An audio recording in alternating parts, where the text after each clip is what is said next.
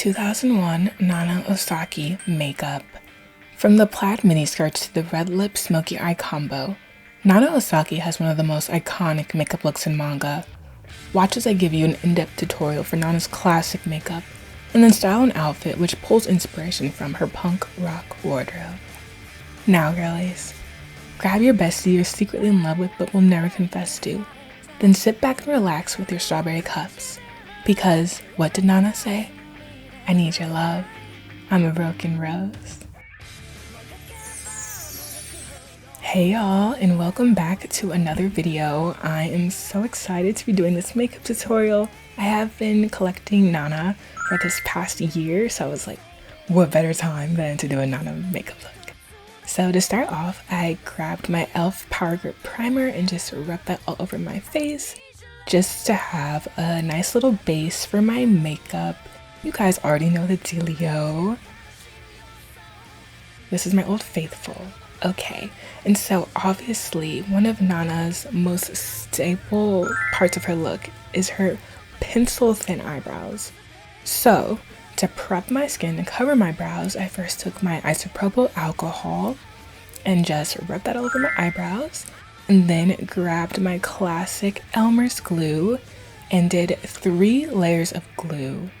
Each layer, I just let it dry in between until it's kind of dry to the touch. And I personally just use the glue stick to get the glue into my eyebrows and brush them upwards. I don't like using a spoolie because oftentimes I notice that it really can mess up the application if the glue starts moving around. So once your brows dry, you then can take your Makeup Forever HD Skin foundation or whatever foundation you use and just put that all over your eyebrows to fully conceal them. I really like using a foundation instead of concealer because it helps really actually make you look browless. And so after I covered my brows, I just went ahead and put the foundation all over my face, and then I blended it in with my foundation brush. It's so funny. You can tell that I recorded this weeks ago because I was so pale. And my foundation is so obviously one shade too dark for my skin. But don't you worry, with a little concealer and a little blending, I made it work. I wasn't out here looking like an orange. And then I just put one more layer of foundation on my eyebrows just to make sure they were really, really hidden. And so next I took my NYX Bear With Me concealer and just pat that under my eyes, on my chin, on my forehead. And then I took a concealer brush and started blending the concealer under my eyes upward so I can have that snatched kind of cat eye face. This is one of my favorite parts of doing my makeup. I feel like it's just so satisfying to put your concealer on perfectly.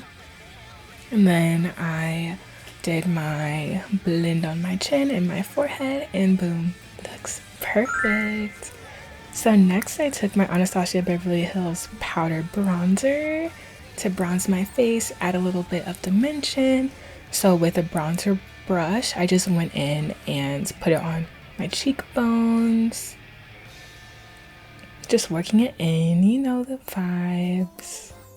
It's so funny, this bronzer is literally crumbling and falling apart, but you know me, I'm gonna use my makeup until it hits the pan, until there's nothing left on the pan, okay? So after my bronzer, I took my Mercier Ultra Blur powder and started baking.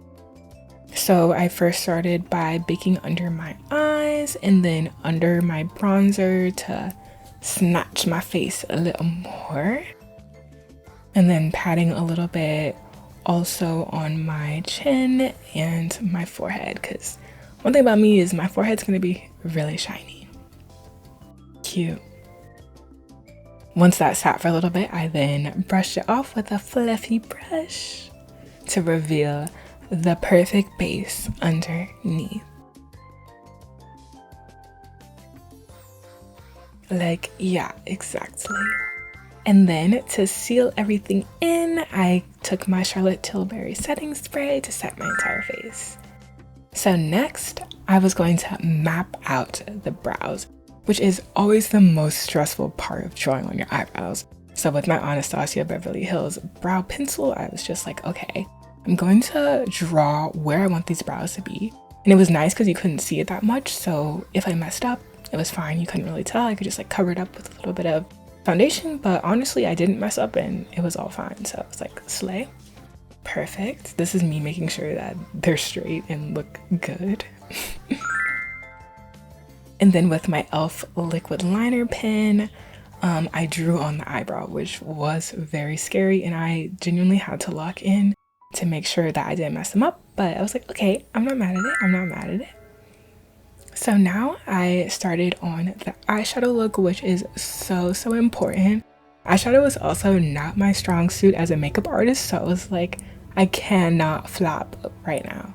So with this purple shade from this Violet Voss palette, I just packed the shadow onto my lid, and then I took a fluffy brush to blend it out a little bit, because with a smoky eye, blending and slowly building up the smokiness is the most important part. So you're not out here looking weird, having like a choppy or streaky smoky eye.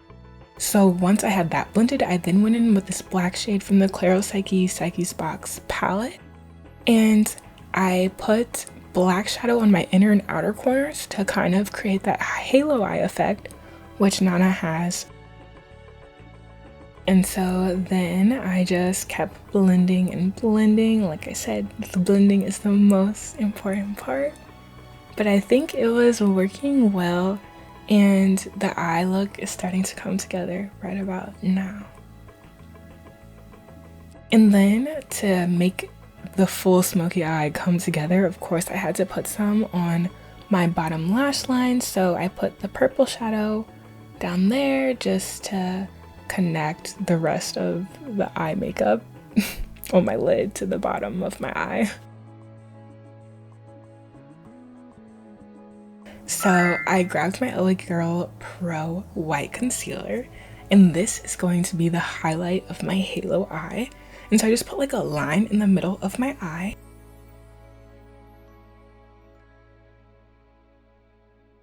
I then took a brush and started blending out the white concealer just to make it look a little less crazy and to make the highlight a little more cohesive with the smoky outer part of the eye makeup, if that makes sense. And so then I took a little bit more of the purple shadow, just blending out the edges to make it have a more seamless blend with the rest of the eye makeup. And then I went in again and put one more little drop of the white concealer to add that pop. And so finally, to top it all off, I took the Fenty Beauty Galaxy palette and I packed on a little bit of this like whitish pinkish eyeshadow on the highlights in the middle of the eye, on my brow bone, and then also under my eye where the highlights would be. Perfect. Next, I grabbed my e.l.f. liquid liner pen and lined my entire eye with a thin line going all the way around. I know that this is often a daunting type of eyeliner to do. It honestly took me years to be comfortable doing it, but I will say a felt tipped liquid liner pen is the best type of eyeliner to line your eyes with for this type of look, because you can control where the liner goes so much easier. It's like so much more forgiving. And I also feel like doing your eyeliner like this for this look is important because it also kind of gives that like manga eye look, you know what I mean, with like that intense definition. But yes, beautiful. I can't believe I did this on camera. Like I'm very impressed. I'm impressed. So after putting on my falsies, I then grabbed some black mascara and just put that on my lower lash line and my upper lash line to blend my falsies with my regular lashes. Super cute. And for the lips, I'm grabbing this red lipstick and a black lip liner. And I'm starting off by lining my lips with black liner. I know Nana doesn't necessarily wear lip liner, but I just like the way that red lipstick and black lip liner looks on me and my skin tone, so that's what I'm doing, y'all. That's just what I'm doing. But yes, honestly, in all honesty, reading Nana is why I went and purchased some red lipstick, and I'm just like, yes, like it's giving baddie, it's giving mature. I'm obsessed. And then finally, I'm grabbing this red NARS blush just to put on the apples of my cheek, add a little color to my face. But we're done. That is the final makeup look. It's so cute. I'm super proud of how this turned out. Like, yes, now let's get dressed. So for the outfit inspiration, I found it in volume 1 of Nana for Blast's first concert. As you can see, Nana is here wearing this super cute like black corset with a plaid skirt, some thigh highs, and some black boots. I was like, okay, I think I can recreate this. I know Nana is usually known for wearing like a red and black colorway, but baby, my closet ain't had that. So for today, we're doing a pink and black colorway. So this is an inspired recreation of a look, not a direct recreation. So to mimic the corset top she was wearing, I grabbed this really cute vintage Victoria's Secret lingerie top that I got from a vintage store in South Carolina.